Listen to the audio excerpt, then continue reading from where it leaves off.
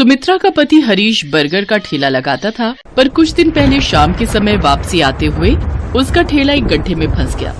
बारिश तेज थी, पानी का बहाव ज्यादा था। हरीश अपने आप को संभाल नहीं पाया और उसको काफी चोट आ गई। पिछले एक हफ्ते से इसलिए सुमित्रा ही बर्गर का ठेला लगा रही थी। सुमित्रा के पड़ोस में रहने वाली उसकी जेठानी राजरानी उससे बहुत ही जलती थी। जब सुमित्रा काम पर निकलती तो उसकी आदत थी वो टोकने जरूर आती थी। हो गई तैयार, जा रही है काम पर? हाँ भाभी, बस काम पर ही निकल रही थी। सच, मुझे तो बड़ा दुख होता है। आज देवर जी की जगह तू बर्गर का ठेला लगा रही है।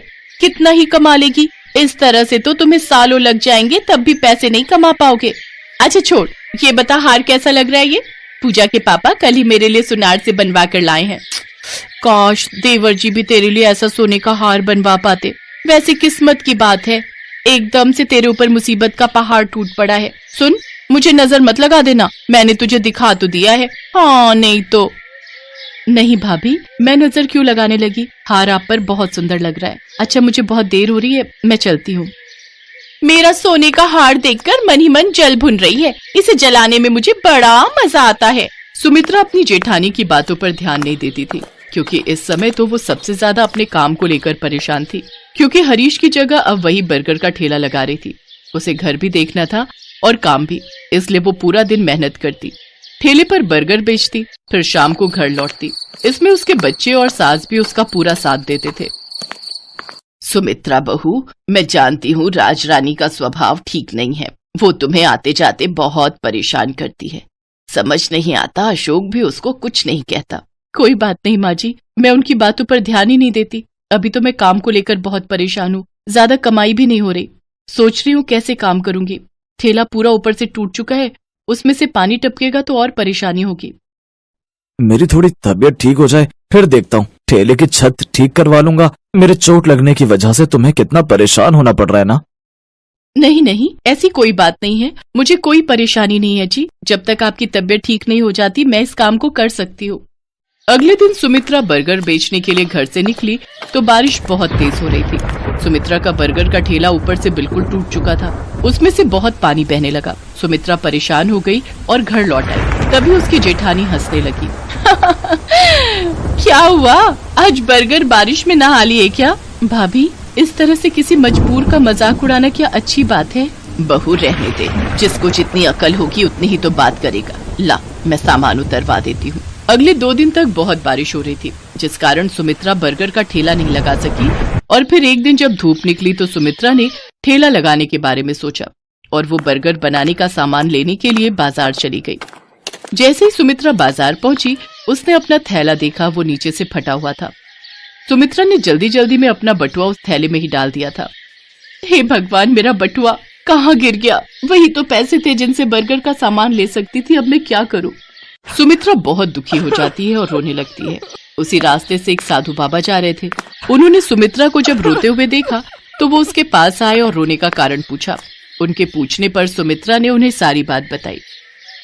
चिंता मत करो बेटी, जैसे ही तुम घर जाओगी तुम्हारी सारी परेशानियां दूर हो चुकी होंगी। और हाँ, ये जादुई मसाला लेती जाओ।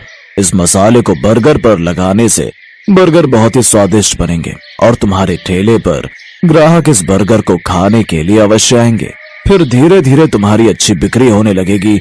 बस इतना याद रखना, हमेशा सबका भला करना, तो तुम्हारे जीवन में कभी कोई परेशानी नहीं आएगी। आपका बहुत बहुत शुक्रिया साधु बाबा। सुमित्रा घर पहुंचती है तो वो हैरान रह जाती है। उसका बर्गर का ठेला बिल्कुल ठीक हो गया था, साथ ही घर में बर्गर बनाने का सारा सामान भी रखा हुआ था। सुमित्रा जानती थी कि ये सब चमत्कार उन साधु बाबा के आशीर्वाद से ही संभव हुआ है। वो घर पर सबको इस बारे में बताती है और खुशी खुशी अगले दिन अपना ठेला लेकर काम पर निकलती है। वो जादुई मसाले को बर्गर में मिलाती जो उसे साधु बाबा ने दिया था। अब तो रोजाना ही सुमित्रा की बहुत कमाई होती थी। सुमित्रा जब भी बर्गर बनाती तो वो मसाला उस बर्गर पर छिड़क देती। जादुई मसाला, बर्गर सब ग्राहकों को बहुत पसंद आ रहा था। अरे आशा, इस ठेले का बर्गर खाकर देखो, बहुत ही स्वादिष्ट होता है। ऐसा मसालेदार बर्गर कहीं नहीं खाया होगा। अच्छा, एक बार मैं भी टेस्ट करके देखती हूँ। बहन जी तो बर्गर बना देना, बढ़िया मसालेदार। जी भैया, अभी बनाती हूँ। एक के बाद एक ग्राहक सुमित्रा के ठेले पर आने लगे। जब बिक्री अच्छी हुई तो सुमित्रा की आर्थिक स्थिति में भी सुधार आ गया। और ये सब देखकर उसकी जेठानी बहुत जलने लगी। धीरे धीरे सुमित्रा को पैसों की कमी पूरी हो गई और उसके पास अच्छे खासे पैसे जमा हो गए। ये सब साधु बाबा के आशीर्वाद से ही हुआ था। हरीश भी अब ठीक हो चुका था। अब वो दोनों मिलकर बर्गर के ठेले पर काम करते और पूरा दिन मेहनत करते। बहन, बहुत भूख लगी है पर मेरे पास पैसे नहीं है। क्या तुम मेरे बच्चों को और मुझे कुछ खिला सकती हो? हाँ, क्यों नहीं। मैं अभी तुम सबके लिए बर्गर बनाती हूँ। पैसों की कोई जरूरत नहीं है। तुम पेट भरकर बर्गर खाओ और बच्चों को भी खिलाओ। मैंने आपके बारे में सही सुना था। मेरे जैसी बहुत सी गरीब आपके ठेले पर रोजाना आती है और आप उनसे पैसे नहीं लेते हो। ये बात मुझे किसी ने बताई थी, मैं तभी आपके ठेले पर आई थी। बहुत बहुत धन्यवाद। सुमित्रा की आदत थी कि वो बहुत सारे बर्गर ऐसे ही भूखे और बेसहारा लोगों में बांट देती थी। अब उसने अपनी जेठानी से भी बात करना बंद कर दिया, क्योंकि वो जानती थी कि उसके बुरे समय में उसकी जेठानी ने उसका बिल्कुल भी साथ नहीं दिया, हमेशा उसका मजाक उड़ाया। सुमित्रा और हरीश ने अब वो घर छोड़ दिया और एक नया घर बना लिया ताकि वो अपने परिवार के साथ सुकून और शांति की जिंदगी